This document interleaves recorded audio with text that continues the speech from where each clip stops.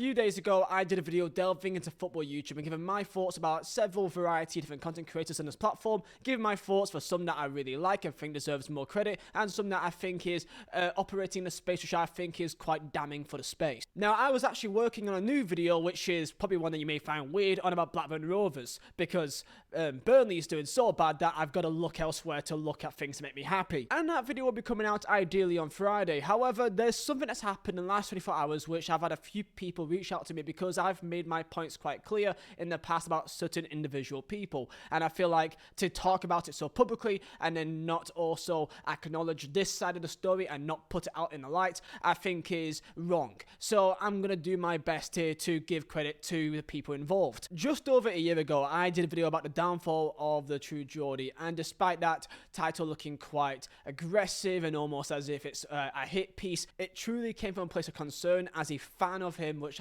I hope that I demonstrated in a video for almost a decade. Yesterday, a video came out from Mark Gorbage, a interview, so to say, between him and Laurence McKenna, who again I've said publicly on Twitter and in that video critiquing him about the way that he came across over time and how I felt like, in my own personal view, that because they became so big, they became almost untouchable, and when you become a bit untouchable, you start acting a bit loose. Arrogance, complacency can sort of creep in, and that's been mentioned a few times, sometimes in that video as well. And with that, ego does grow, and that's normal, that's basic human nature, and of course, everyone is susceptible to that. That made people feel like the fall of the kickoff was only a matter of time. So I want to go into this Mark Gorbage video, primarily to go and almost act like a follow-up to my previous video the other day, about the kind of state of football YouTube. Mark Gorbage, you may have your own opinion, is someone that I highly respect, and I think that his impact in the game of football YouTube is unprecedented. I feel like he's doing very good things for the community,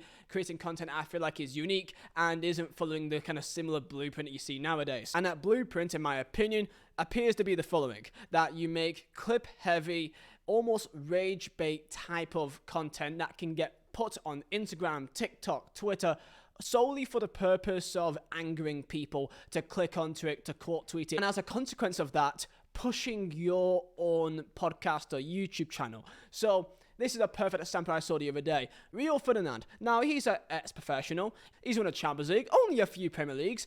He's a respected footballer in terms of his ability. Now, he's got no reason to go out of his way to just say things for the sake of it to promote his podcast. However, he still does the same, and that is a consequence of this entire football YouTube community and podcasting community too. Man United, in a wild dream, said, you know what, Erik ten Hag, thank you.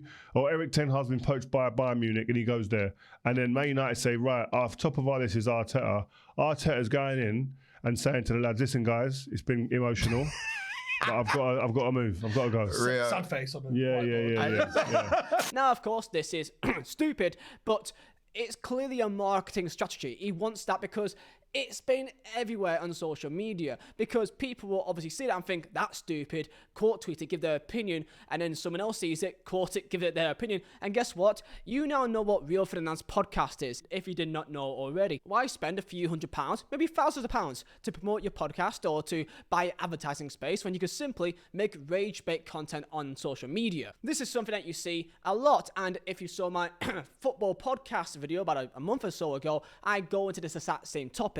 And for me, what I see is the best example of this is the likes of, Pitch Side, that appears to be very heavy on making content, which I think they're all sound lads, but I think they're very clearly aiming at annoying people with their opinions, which I don't even think most of them even believe sometimes, kind of playing up to the fact that they know that they're going to get clicks on social media for saying certain things. Again, this is kind of a waffling video, but I feel like it's the only way that I can really do it. I can't really do it as a sort of, you can't see my face, it's just me talking, because I feel like that's not authentic in this scenario, because I feel like this is kind of what we need in this situation, to really talk about it and look at what the space actually is and what are we actually doing. Because there's a reason why in my video I said that the best creators that I know are the likes of Ellis Platinum Away Days, people that I give shout outs to, Palmer's FC with Smith, I didn't talk too much about Smith because I've got plans to do a video about him and Palms FC later on in the future. Spoiler alert. Even people like Fogden that people almost pretend to really hate, but in my opinion, I think it's just the sake of easy engagement on social media. For me, he is seen as a bit of a trailblazer, one of the real,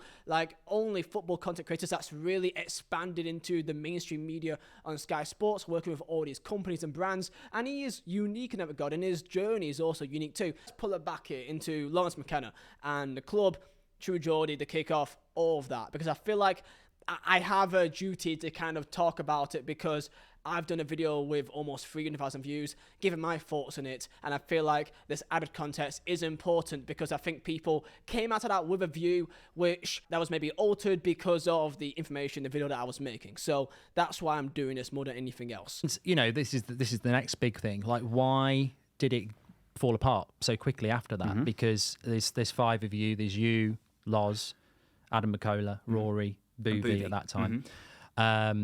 Why does it fall apart so quickly? Because, you know, I'll be blunt.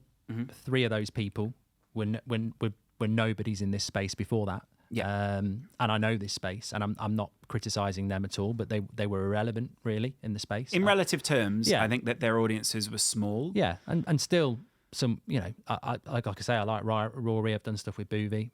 The other person, obviously, we've had our history, which we may talk about, but it's irrelevant, actually. Why does a group of people that are succeeding and working well together, why did that fall apart so quickly? Also, from your point of view, because you separated not immediately, but sort of what happened in the aftermath of that? Was there any sort of people came together and like, let's sort this out? But no.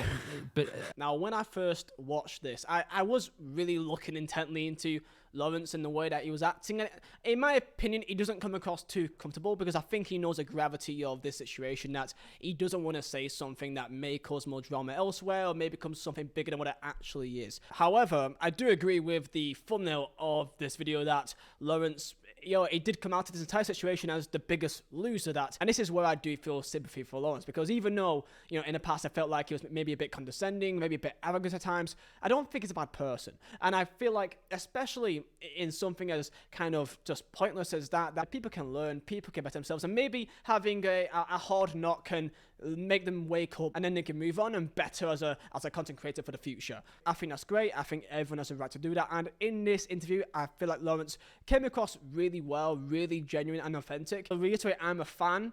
And this entire situation of Geordie and Laurence and the club and them lot, there's been nothing said for about over a year. So it's finally nice to have a bit of understanding. And even for some people, and it sounds really sad, but a bit of closure in terms of what actually happened so that we actually know why. Now, of course, we don't have a right to know that information, but as a fan, that's something that I would like to know. And that is why I can respect Laurence for saying what he said here and being so honest about it. In my opinion, I don't think he's hiding too much here. Other than, in my opinion, I think his real opinions about the 3 lads that left, I think he has quite a bit of contempt for them. I can't speak on behalf of him, but that's something that I would feel completely. To the 3 lads, which is, of course, Rory, Boovy, and Adam McCullough, I feel like the issue isn't you guys going away to the club and doing your own thing in such a quick manner.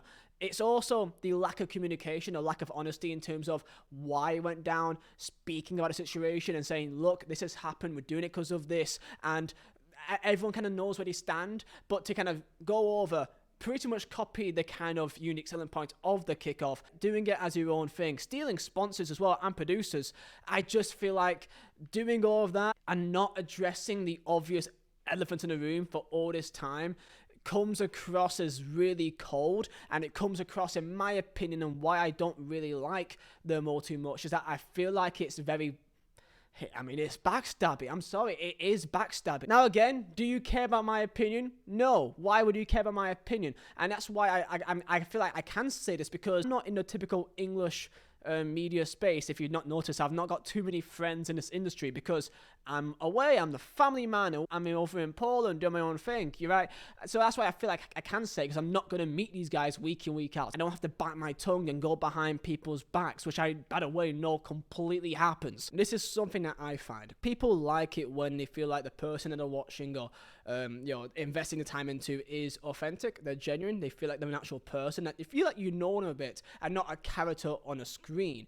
And that's something that I can't feel with those three. And even back in it, I couldn't feel with Laurence and True Geordie back then as well. But over time, I feel like Laurence has opened up now. I think it's been forced upon him, but I think it's for general good. There is also a part in the video that I think he references my video. I don't want to be big-headed, so it could be someone else's, because there were a few other videos similar to this topic at time period. But it was this clip here. But that close with people is a literal kind of like, you know, there is like a loving kind of relationship there. There is like a brotherly kind of thing.